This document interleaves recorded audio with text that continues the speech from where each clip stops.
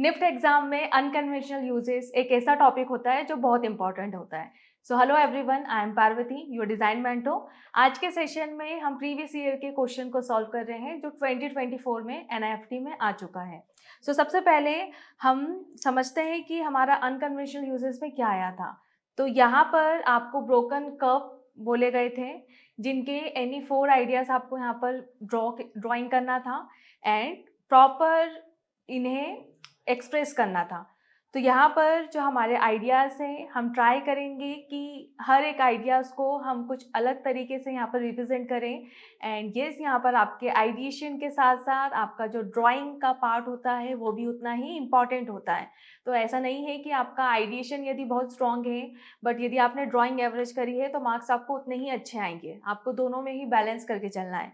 यहाँ पर क्योंकि हम ब्रोकन कर्व को यूज़ कर रहे हैं तो आपको ध्यान रखना है कि एक्चुअल में वो लगना भी चाहिए, क्योंकि यहाँ पर जब तक हम क्रैक शो नहीं करेंगे, इस तरीके का टेक्सचर यूज़ नहीं करेंगे, तब तक हमारा जो रिप्रेजेंटेशन है वो कहीं ना कहीं इनकम्प्लीट होगा।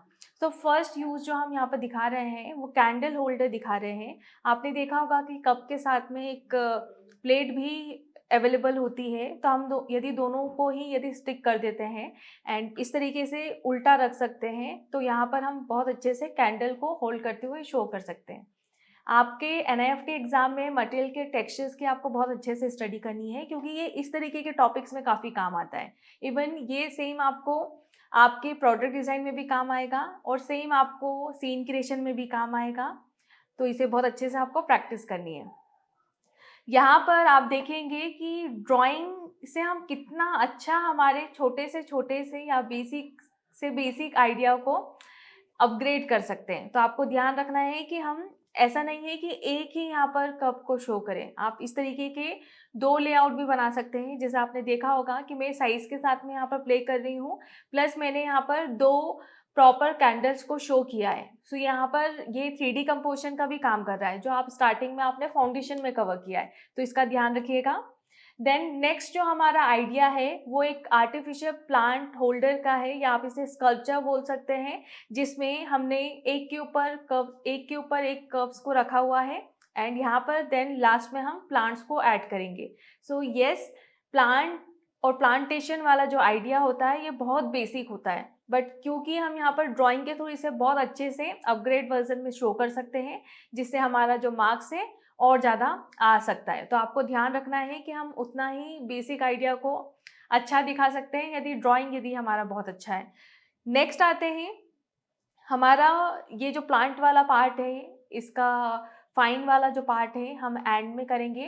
आप यहाँ पर जब तक पहले एक रफ स्केच बना सकते हैं, अभी फाइन करने की ज़रूरत नहीं है। देन बाद में आप इसे एक बार फिर से नीडेबल इरेजर की हेल्प से थोड़ा सा लाइट करेंगे, देन 6B पेंसिल से डार्क करेंगे। एंड येस, यहाँ पर just try to avoid mechanical pencil, क्योंकि उससे कहीं ना कहीं हमारी माइनस मार्किंग होती है। तो यहाँ पर ट्राई करो कि हम जितना ज़्यादा फ्री हैंड ड्राइंग करेंगे बिना मैकेनिकल और स्केल से, उतना ही हमें मार्क्स मिलते हैं। इसके बाद में जो थर्ड आइडिया मैं शो कर रही हूँ वो यह है कि यहाँ पर आपको पर्सपेक्टिव की हेल्प से प्रॉपर एक डेकोरेटिव पीस बनाना है, जिसमें हमने डिस्टेंस के साथ में डेप्थ के साथ में यहाँ पर यूज़ किया है। ओके, पर्सपेक्टिव यहाँ पर बहुत इंपॉर्टेंट है। यहाँ पर फ्री हैंड ड्राइंग अवॉइड करनी है, क्योंकि यहाँ पर फ्री हैंड ड्राइंग से आपके प्रॉपर एलिप्स नहीं बनेंगे, आपका ऑब्जेक्ट प्रॉपर 3D नहीं बनेगा। तो आपको ध्यान रखना है।